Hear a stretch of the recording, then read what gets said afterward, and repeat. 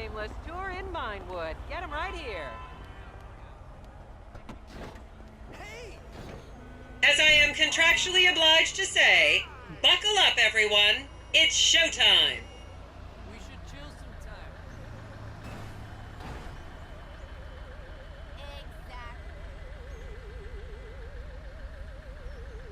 Vinewood is often referred to as the anal bleaching capital of the world.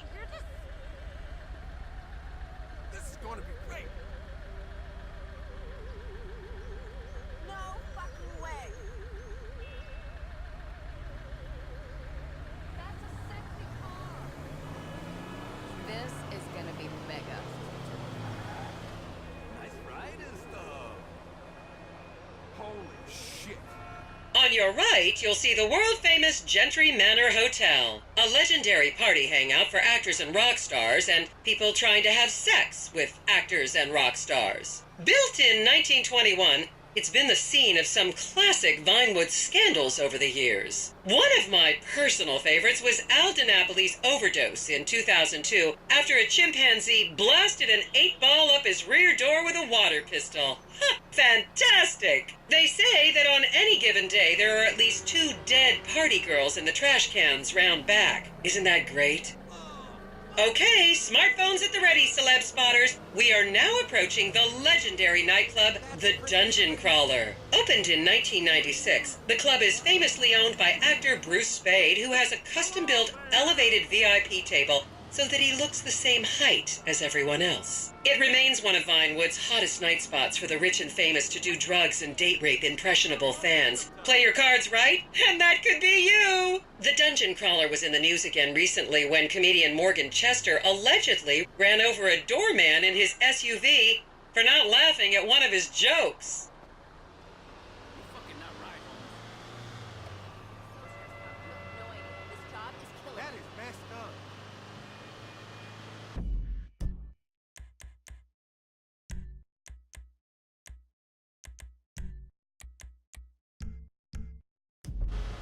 Oh, and now a treat.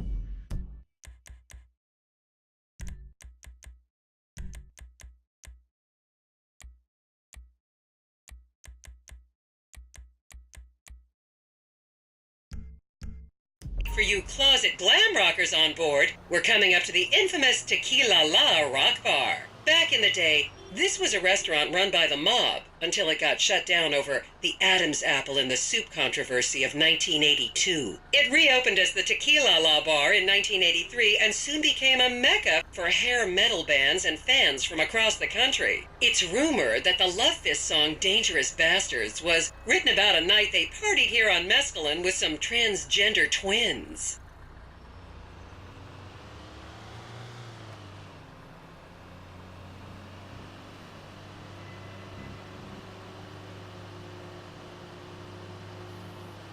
This looked better in the picture.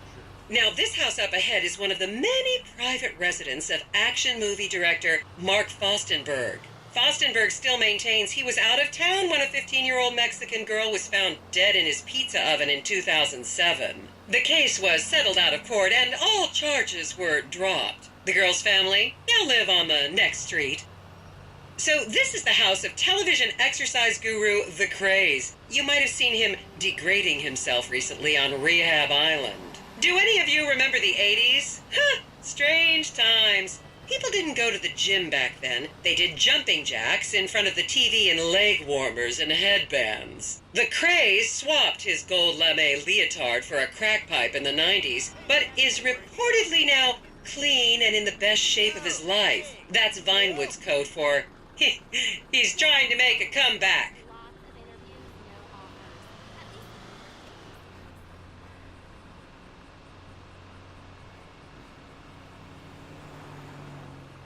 I should remind you this is a no-smoking bus. Unless, of course, it's medical marijuana, then you're all right. This is the home of celebrity wild child Martha Term. Daughter of 70s comedy star Joni Term, Martha spent her teens partying on booze, her early 20s partying on coke, and her mid-20s staring at her shoes on heroin. Her tell-all autobiography about the difficulties of growing up really rich in Vinewood only sold 30 copies last year.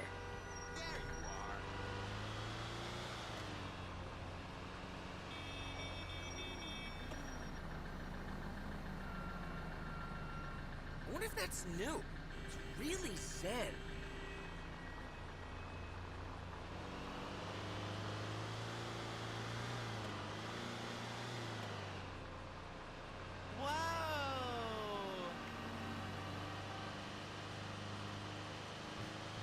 Just up ahead is another place to see and be seen in Rockford Hills, the Richmond Hotel. An iconic entertainment industry hangout, sleazy producer types have been promising to make young girl stars here for over 100 years now. Not gonna lie, I did some shameful things in that lobby bar in my youth, but I've put that period of my life behind me now.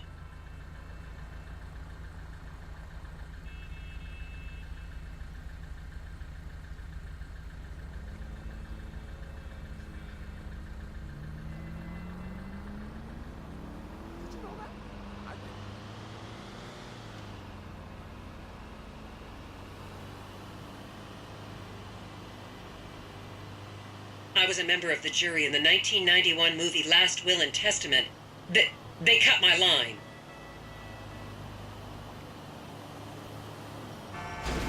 It's great to see the city from a different perspective.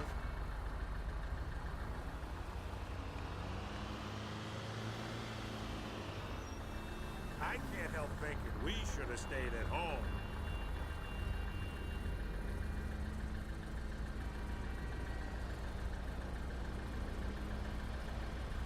This is like going on a retreat without leaving the city. It's so organic.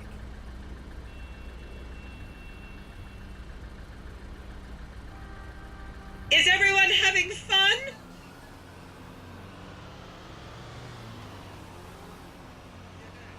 Hey man, what's up? About that email.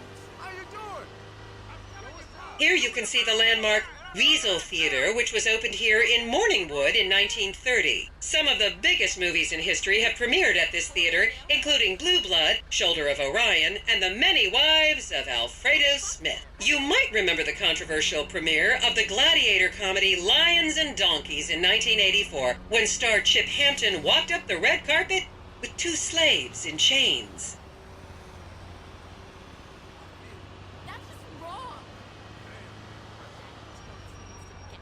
What's the problem? You made me do it. Gosh. I love that.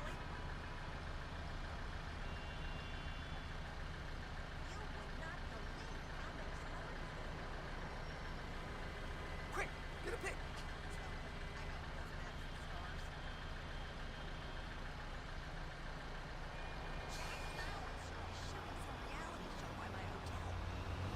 Wow, great car. Isn't it beautiful?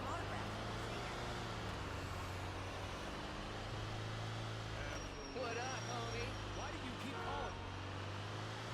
Count yourselves lucky, my prescription just got renewed this morning.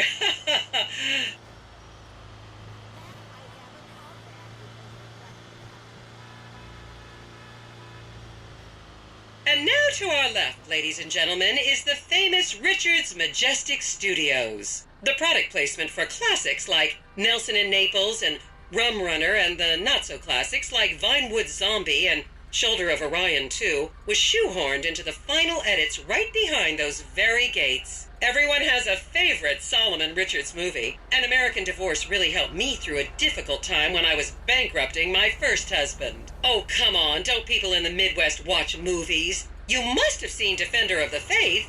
No? Wow, tough crowd.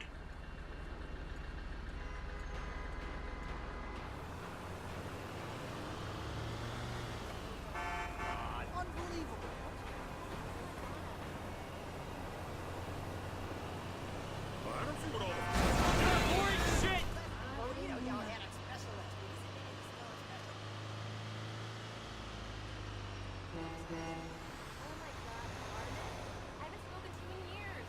I love this god-awful city. There's so much to see, and I know the city loves me. I feel it.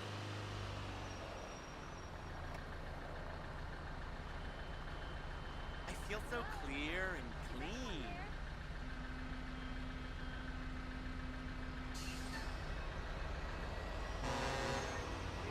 Just up ahead on the right is where Delancey Medua's septon fell out after a ketamine party.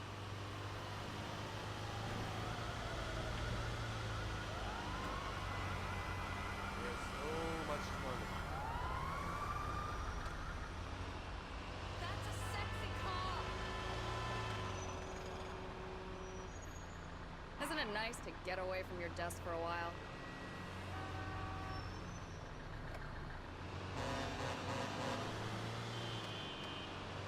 It's just not that exciting, is it? Oh, man!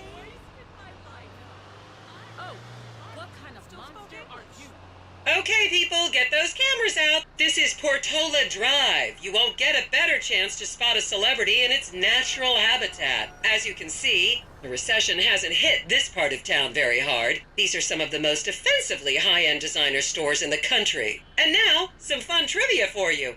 There have been a number of movies shot on Portola Drive, mostly awful ones about rich idiots, including the blockbuster 2005 romantic comedy Shoe Whore, that's credited with sending women's rights back 50 years. The store we're passing now is where British star Charlotte Crown was caught on film in the changing room, eating and purging the same burrito over and over again, just like a dog. I just love the atmosphere in the city. Remember, these people are rich and beautiful, and that makes them better than us. This is the Epsilon Center. Anyone with red hair, please cover it for your own safety. If you really want to meet a famous celebrity, this place is packed full of them. Take an introductory course. It changed my life. Kiflam!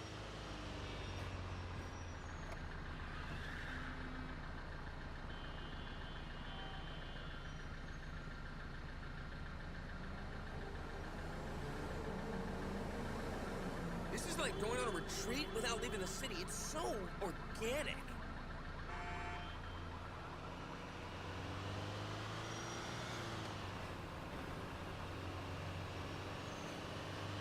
Such a blue aura.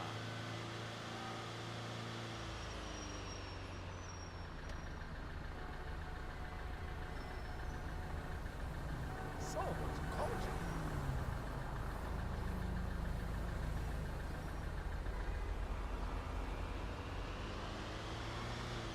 Keep those cameras out and fingers on the trigger. Celebs are skinny and fast. I think you sold me a gay dog.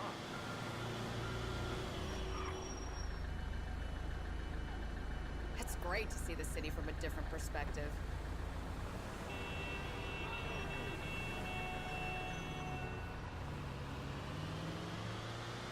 This looked better in the pictures.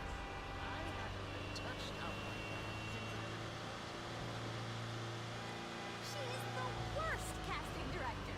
This is so good, city man. is I'm great. feeling rejuvenated. My city, my life, it's all right here.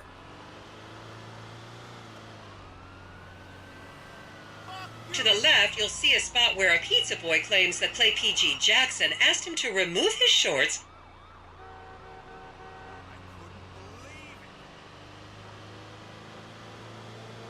I am totally chill. The boss is not.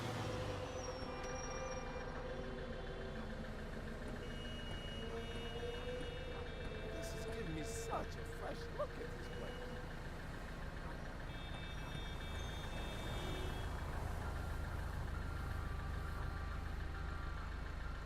Jeez.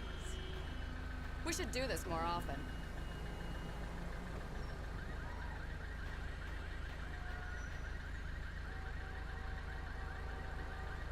You'll recognize this stretch of road from those videos of Jill von Krastenberg with the Romanian shot put team.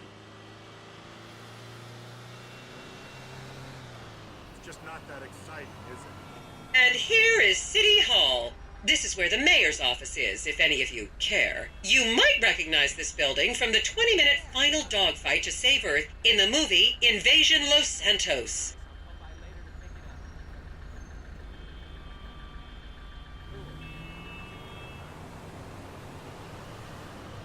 I'll take a look when I get there. Is that always there? Oh my god.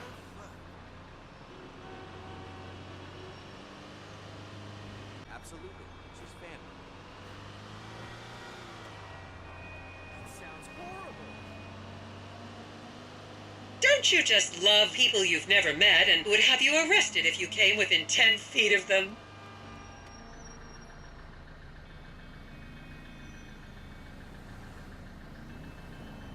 Take a picture of that.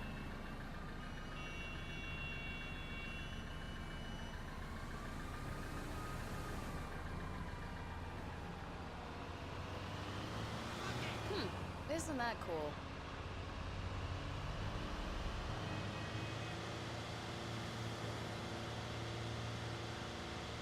So what?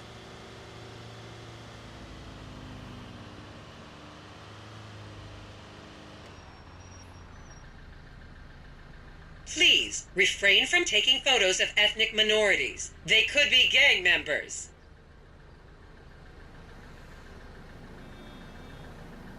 Look at that.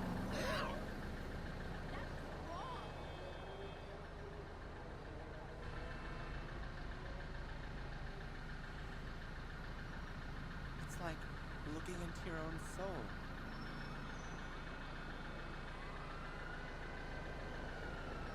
Hey, remember to call me, no? Okay, will do. Wow, look at that. Not again. What is happening?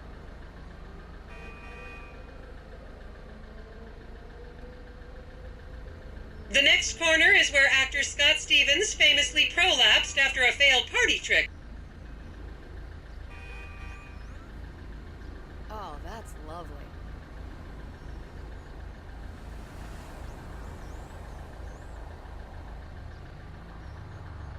I could use a rest.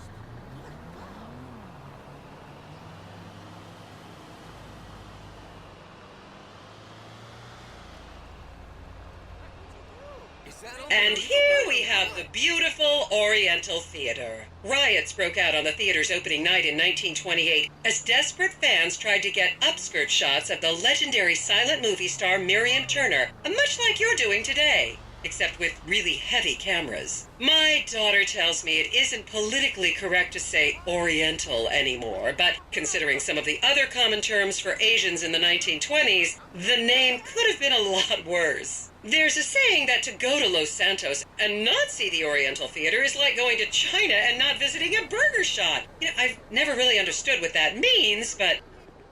And here we are, back on the strip. As they say in Vinewood, that's a wrap, folks. I hope I managed to take your minds off the economic downturn for just a little while. I'd like to remind any Europeans that 1% is an insult, not a tip. Enjoy the rest of your vacation. A bit rough,